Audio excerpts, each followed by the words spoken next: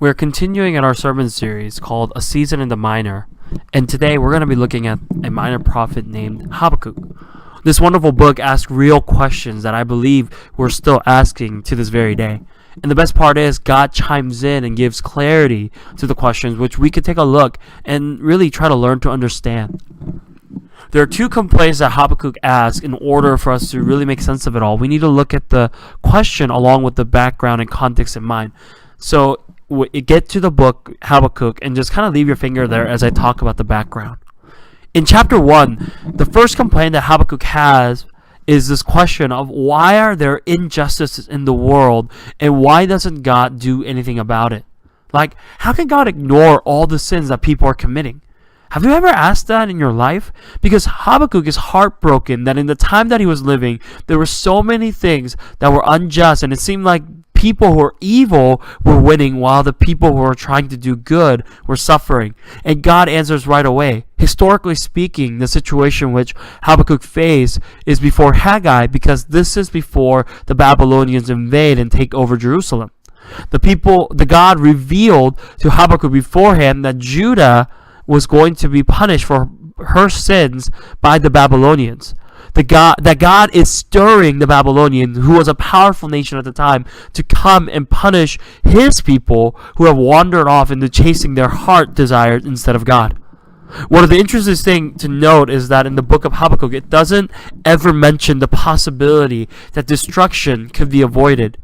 He doesn't call for the Jews of that time to repent. It is simply too late, that the punishment is coming, that the Judah sin aren't going unnoticed by God.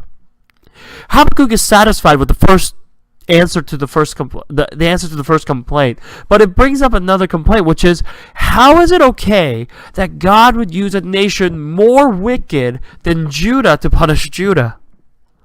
Right? Where's the justice in that? And God answers right away in chapter 2 that Babylonian has their own punishment coming. Just because God is using the Babylonians to punish the people of Judah, that doesn't mean that they are forgiven and nothing will happen for their evil deeds. And if you remember last week's sermon, Babylonians were wiped out by what? The Persians. And they got wiped out so completely that, in fact, they don't even exist in our modern world. Like, nobody is considering themselves as a nationality of I'm a Babylonian. So there are things that we need to notice from Habakkuk's complaint and how God answers them. When it comes to the idea of injustice, of where evil prospers and goes unpunished, even though at many times it looks like God isn't doing anything about it, God does for sure care about the innocent, and there are plans that he is setting forth in order for his justice to come through. This means that the proud people whose strength or ingenuity is their God will come to a woeful end, even though they may enjoy prosperity for a season, either as God's chosen ones in Judah or as the victors over Judah. All the proud, whether Jews or Gentile, rich or poor, strong or weak, will perish in the judgment. But Habakkuk stresses the positive side of his main point, namely this idea that the just shall live by his faith. He states it as a principle in verse in 2:4, and this is the idea that I want to really focus on this in this sermon, because the time and the struggle that Habakkuk was going through, it is something that you and I can relate in our modern time. Because I don't know about you, but I don't know how many times I've seen people who are notoriously evil seemingly doing well, while I look at other innocent people and they're suffering. In the midst of all of that, we are called to live by our faith.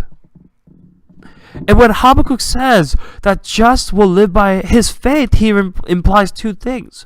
One is that all those who are righteous are also one who have faith in God. Having a right standing before man and God always include faith in God. And the other thing Habakkuk 2:4 implies is that faith is what saves from God's wrath. The just shall live by his faith means just people are people of faith, and faith is what secures their life and keeps them safe for eternity. And if you need to understand and live out this idea that we are only to live by faith, because this is going to be a key foundation in your Christian journey, It is by this phrasing that we have our ultimate peace.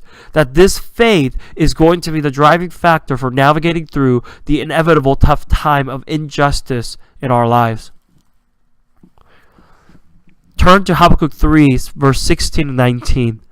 And turn there, have a short read, pause this, have that read, and then we'll continue on. Habakkuk knew that the Babylonians coming and destroying his nation was inevitable. Just like how we know that living in our lives, trials, testing, and just simply bad things are bound to happen. But Habakkuk wasn't living in fear of those things, even though he was about to have no food growing in the field, nor animals to produce the basic necessity of eating for him. Because why? Habakkuk understood that it is by faith and only in faith that he can live fearlessly. Because he understood that God is in control even in the deepest and darkest seasons of our lives.